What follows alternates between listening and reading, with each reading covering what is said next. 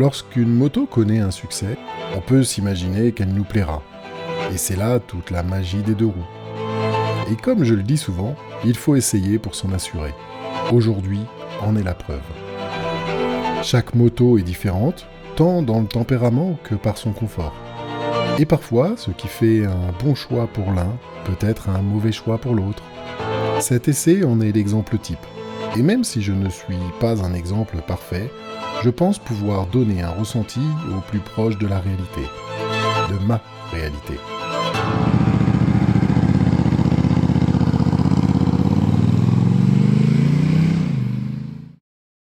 Sur le marché de la moto, on croise pas mal de best-sellers. Parfois, des bécanes qu'on n'imagine pas se retrouvent sur des podiums. Aujourd'hui, à défaut d'avoir le top 1 des ventes, je vous présente le croisement entre une Africa Twin et un XADV, la Honda NT 1100 DCT 2024.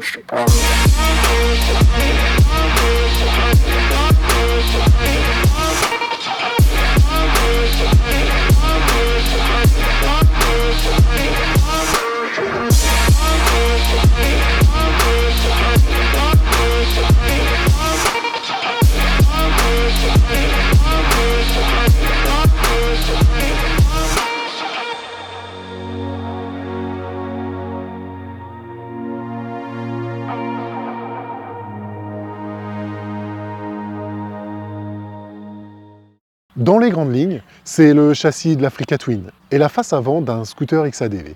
Et ça donne une routière caractérielle aux premières impressions très positives. Les Japonais aiment dessiner leur moto dans une vague futuriste.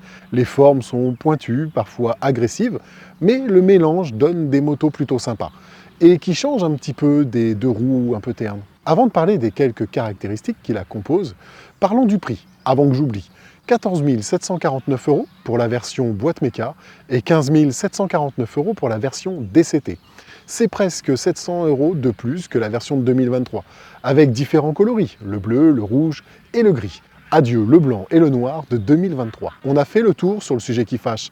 Maintenant, parlons un peu de ce qu'on y retrouve pour ce prix. Pour commencer, on y retrouve une bulle large et haute, presque aussi bien que sur la Goldwing.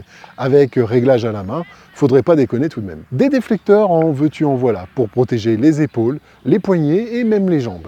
Adieu le bourdon qui te tape sur la rotule quand tu roules. Honda a pensé à tout.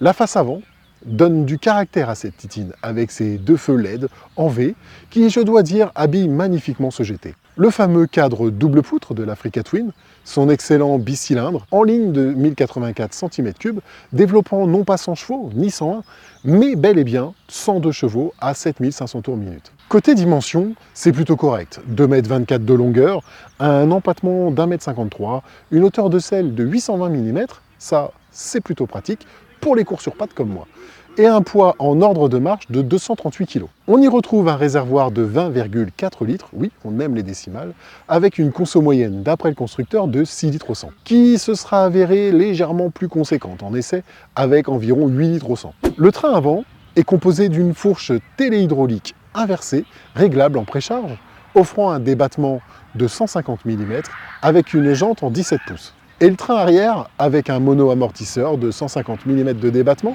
également avec sa jante de 17 pouces. Le tout emmené avec une transmission 6 rapports automatique avec la fameuse boîte DCT. Je n'oublie pas les poignées chauffantes, la béquille centrale, le Bluetooth, le bel écran TFT de 6,5 pouces offrant Android Auto et Apple CarPlay, ainsi que 5 modes de conduite, la prise USB, le régulateur de vitesse, un Komodo pour la gestion de l'écran digne d'une télécommande tellement il y a de boutons, ainsi que les valises latérales aux couleurs de votre monture.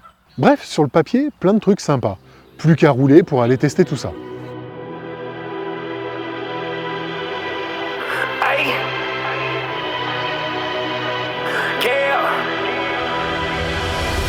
I know you heard a little something about me, right?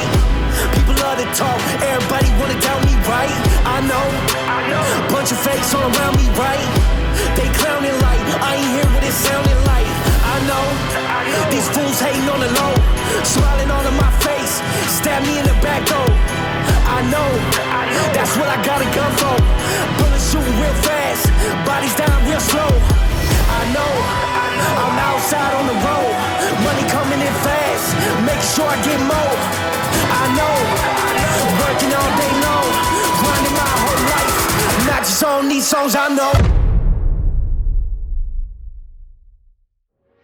Les premières impressions sont assez simples. Je suis dans l'ensemble bien installé, malgré le fait que la selle soit un peu dure. La protection au vent est bien pensée.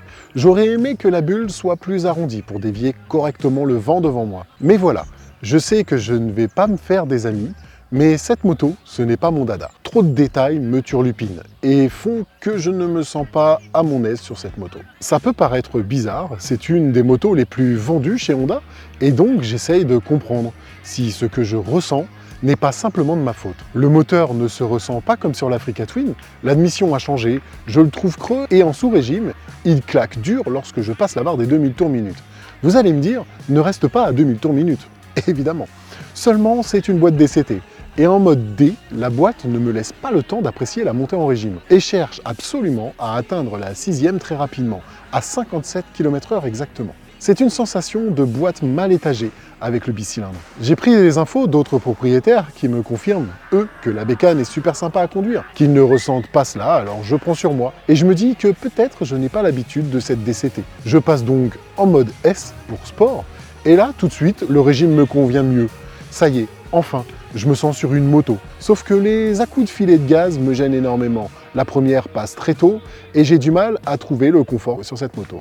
Bref, je continue l'essai en séquentiel, ce qui me permet de faire ce que je veux avec la boîte et ça répond à ma demande. Le freinage, lui, est efficace, quoique incertain sur les routes dégradées, en écrasant l'avant. Mais ça, c'est juste une question de pas de bol d'avoir pris ces routes avec ce genre de moto. Une autre aurait réagi pareil, je pense. Je vais lister tous les trucs qui me dérangent.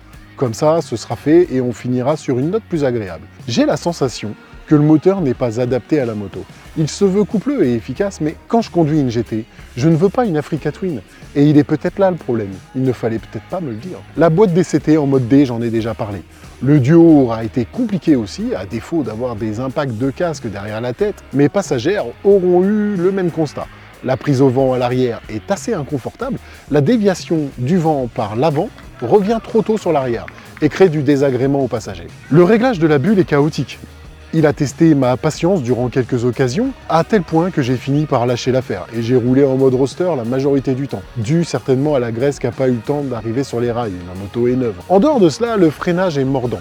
L'ABS ne se déclenche pas à tout bout de champ, la moto s'inscrit parfaitement en virage et le son est magistral, comme Honda sait si bien le faire. Le couple est plutôt sympa et ça arrache suffisamment pour ce que j'ai à faire. L'écran, je ne sais pas si je dois en parler tellement ça m'a gonflé. Le Komodo est plein de boutons et c'est en mode démerde-toi pour trouver ce à quoi ils correspondent. J'ai navigué en roulant comme à l'arrêt pour savoir comment mettre les poignées chauffantes ou même modifier les paramètres de conduite. Et franchement, ce n'est pas intuitif. Il vaut peut-être mieux en mettre un peu moins et soigner les illustrations pour comprendre. Tout le monde n'a pas envie de dormir avec la notice sur sa table de chevet. Pour conclure, on est bel et bien sur une GT routière, à la japonaise. Le confort est présent et même si on n'ira pas titiller les chemins carrossables du coin, elle est exemplaire dans son comportement routier. La boîte DCT est un confort vraiment sympa lors de balades si on ne prête pas attention au culbute du sous-régime et sa protection est top pour le pilote. On aurait presque le même confort que sur une Goldwing. Non, je déconne, rien n'égale une Goldwing. Vous savez, il y a des jours où on ressent plus une moto dans ses défauts que d'autres. Eh bien, pour cet essai, c'était peut-être un peu mon cas. Je sais que beaucoup aiment bien cette moto, mais je dois rester objectif. Même si c'est personnel, mon but est de donner mes impressions. Donc je pense que rien ne vaut un essai pour vous faire votre propre ressenti. Chacun doit trouver moto à son pied, et celle-ci n'est pas pour moi malheureusement.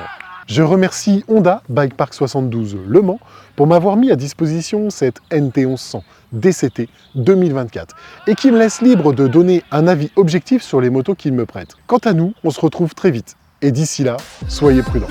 Bye.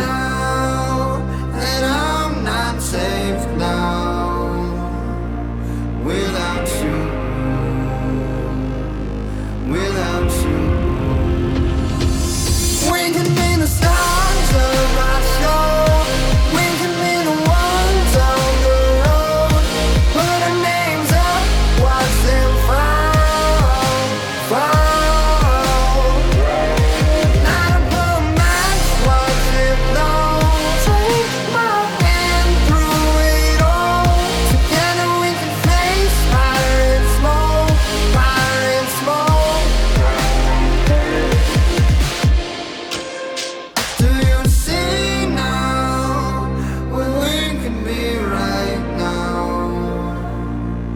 together, together.